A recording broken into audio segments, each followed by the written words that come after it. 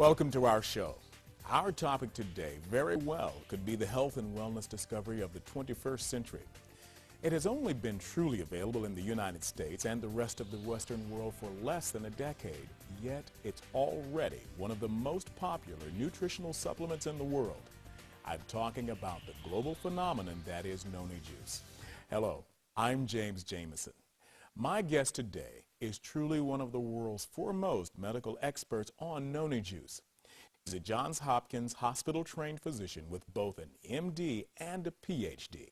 He did research and taught on the medical school faculty at Johns Hopkins Medical Institutions and at the University of Maryland School of Medicine, where he held the positions of Assistant Professor of Medicine and Associate Professor of Physiology. He also enjoyed a brilliant medical career that spanned 3 decades. My guest is a New York Times best-selling author and for 18 years wrote a global medical column for the Los Angeles Times Syndicate. He has dedicated nearly 10 years of his life to the study of Noni juice. His published findings have sold more than 1 million copies worldwide. When he is not studying Noni juice, he serves as a pro bono health consultant and advisor to the International Council of Caring Communities, an NGO of the United Nations. I'm pleased you could join us today, Dr. Neil Solomon. James, it's my pleasure. Thank you. Dr. Solomon, as I mentioned in your introduction, you've enjoyed a brilliant 30-year career as a health professional and researcher and author. Given that background, what interested you in finding alternative medicines as opposed to traditional medicines, or is there something wrong with traditional medicine? There's nothing wrong with traditional medicine. I was trained in traditional medicine.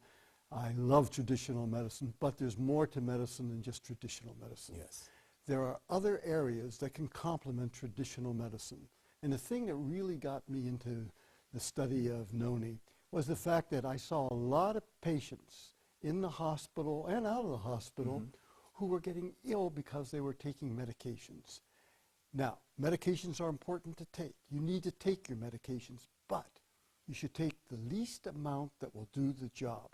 And sometimes you can take food supplements, and that will allow you to take less medication, and therefore you'll have less side effects. So with this open-minded attitude that I have, I decided that it would be very interesting to see if we could do something with natural healing.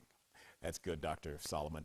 Now, with all of the natural remedies that are out on the market today, what was it that ultimately caused you to select Noni juice? And what is Noni juice anyway? The reason I selected Noni juice was in 1996. I was an editor of a health journal, and we looked into new aspects of health and medicine. And the publisher asked me, he said, Dr. Solomon, do you know anything about Noni? And I said, no, what is it? He said, well, that's what I want to know what it is. Can you find out? And I said, sure. So what I did is I called my friends at Johns Hopkins. Not one of them heard about it. I called my friends around the world who are professors of medicine in high esteemed, prestigious hospitals and medical schools. Not one of them heard about it. And I came back and I said, I can't find anybody that heard anything about Noni. But in my study of the literature, I did find the name Dr. Ralph Heineke. And so I phoned up Dr. Ralph Heineke. And I said, Dr. Heineke, this is Dr. Neil Solomon. I'm looking into Noni. What can you tell me about it? And first, he said, well, a little defensive. He said, well, wait a minute. What do you want to know about Noni for? I said, well, I think it's interesting. From what I heard, it helps lots of people for lots of different things. And that opened him up, and then he started telling me about it. And he said, yes. He told me all the things that they help for, from headaches to arthritis, you name it, it didn't help. And I said, well, do you know anybody I can talk to in the United States who can tell me about it? Somebody who's taken it, and they could tell me really what they felt. And no problem.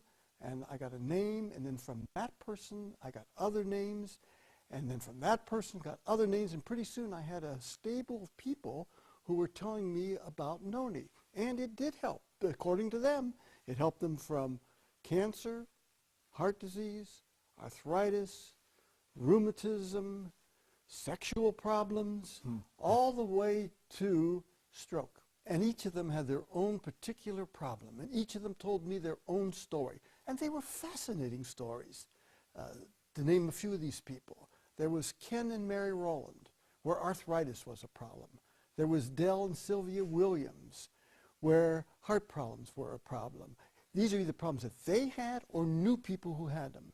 There was Drew and Maeva White, and they had cancer problems. There was Mark and Joe Rosen, and they had infectious problems.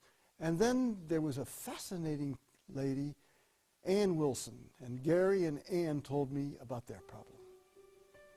The summer of 2002, I started to maybe not feel my best. I started to have maybe like some flu-like symptoms. I started to feel bloated. I was very tired. So I decided to see my physician, and he found a mass that he could see. I didn't feel it at all, but he could feel a mass. I went in and had a sonogram, and they said it was about the size of a 4-month-old fetus. The next day I was in surgery, and they removed a tumor on my left ovary that was 1,032 grams, which is about 2 1/3 pounds. That did turn out to be ovarian cancer. The doctor, even though the cancer had not spread, he did recommend as a precautionary measure that I go through 6 rounds of chemotherapy as soon as I could, which I did start in October of 2002.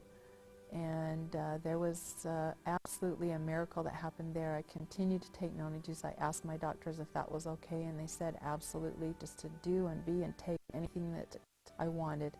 And of course I wanted to take Tahitian Noni juice. And I continued to take 4 to 8 ounces throughout the day. I'd take 2 to 3 ounces at a time for the total of 4 to 8 ounces. And I was never sick. I never had the vomiting. I never was nauseated. I never had any sores in my mouth or anything negative feeling-wise. I absolutely felt wonderful. If you'd look at me, the coloring in my face was just normal. I attribute all of that, I believe, to taking Noni juice on a consistent and regular basis. It was a very hard experience to go through, very scary, very difficult for my family. Tahitian Noni juice saved my life. I truly believe that. That is an amazing testimony, Dr. Solomon. Now with that, can you give me a little history on Noni? Sure, James. It all started in around 200 years before Christ. And at that time, in the South Pacific, around Tahiti, they were using Noni. The natives were taking Noni. And in fact, they called it the canoe plant, because whenever the natives went from one island to another, they always had Noni. This is what Noni looks like, James. And they took it because if they got sick, they knew they could bite it, chew it up, or squeeze it and make a juice. And it was also a good emergency food. It could keep them going in case of starvation. And things were pretty quiet until 1769, when Captain James Cook discovered Noni at the island of Tahiti. When he went to Tahiti, what he found was Noni. And he found people in the island, the natives particularly, were drinking, eating, and taking Noni because they swore that it helped them with many, many health conditions. And a father would pass it down to the son. The son would pass it down to a grandson. And it just kept going down and down. And it was just built into their culture